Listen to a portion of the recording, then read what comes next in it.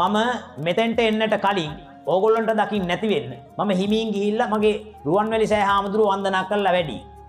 ඒ වන්දනා කරන්න වැඩපු වෙලාවේ මම දැක්කා මෙන්න બોලේ පැලපොල් ගෙඩි 3ක් 4ක් තියලා තියෙන රුවන්වැලි සෑයේ පළමු පේසාවලල්ල. පැලපොල්. මොකටද? බුදුහාමුදුරුවෝ කුරුණෑගල පැත්තේ පොල්ලත් පටන් ගන්න. ඈ බුදුහාමුදුරන්ට මොකටද පැලපොල්? ඒසා කරුණා කරලා මතක තියාගන්න ඕනේ. ඒ මිනිස්සු වැරදි මතයක් හදාගෙන පැලපොල් පූජා කරන මොකටද? තමන්ගේ ජීවිතය පූජා කිරීම සඳහා පැලපොල් ගෙඩියක් පූජා කරන්න කියලා කවුරු හරි දීපු ලණුවක් කාලා. දැන් ජීවය පූජා කරන්නේ ජීවිතේ පූජා කරන්නේ පොල් ගස් වලින්ද පුතේ? ඈ ජීවිතේ පූජා කරන්න මොකද්ද පූජා කරන්න ඕන? ගිහිල්ලා රුවන්වැලි සෑයේ නලල තියලා පාදමේ ස්වාමීනි භාග්‍යවත් බුදුරජාණන් වහන්සේ අද පටන් මම පන්සිල් සුරකින උපාසිකාවක් වෙමි.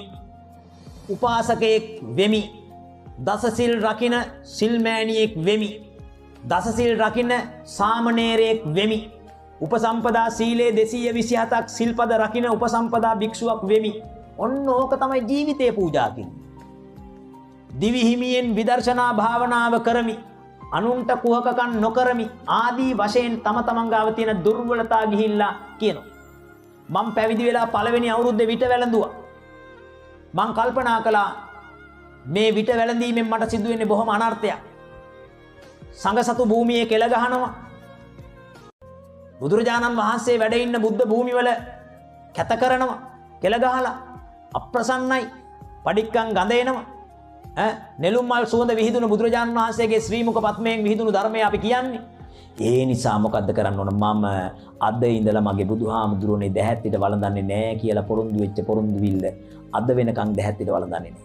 ආන්න ඒ වගේ ප්‍රතිඥාවක් දීලා දිවි හිමියෙන් බුදුරජාණන් වහන්සේට මේක පූජා කරන්න. මේක කරන්න. එහෙම නැතුව මේ පොල් ගෙඩියක් පූජා කරලා ඇවිල්ලා බස් එකට ගිහිල්ලා ඉවරලා සිගරට් එකක් බොන එක නෙමෙයි. මත්පැන් බොන එක නෙමෙයි. යන ගමන් රැට කන එක නෙමෙයි. ඒක වැරදි.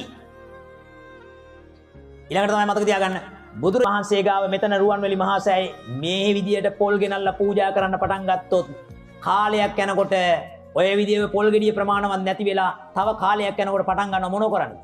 බිලි පූජා පවත්වන්න. ඇයි? පණට පණ. කුකුලේ. එළුවේ. හරකේ. තේරෙනවනේ? ඒතර මතක තියාගන්න රුවන්වැලි මහා සෑය කියන්නේ කෝවිලක් නෙමෙයි. එමගේ බුදුරජාණන් වහන්සේගේ ද්‍රෝණයක් ධාතුන් වහන්සේලා වැඩ ඉන්න උත්තම භූමිය. ආන්න ඒකේ බෞද්ධයෝ හැසිරෙන්න ඕන ඥාන සම්ප්‍රයුක්ත විමංශාධිපති ප්‍රඥාව අධිපති කරගන්න ඥාන සම්ප්‍රයුක්ත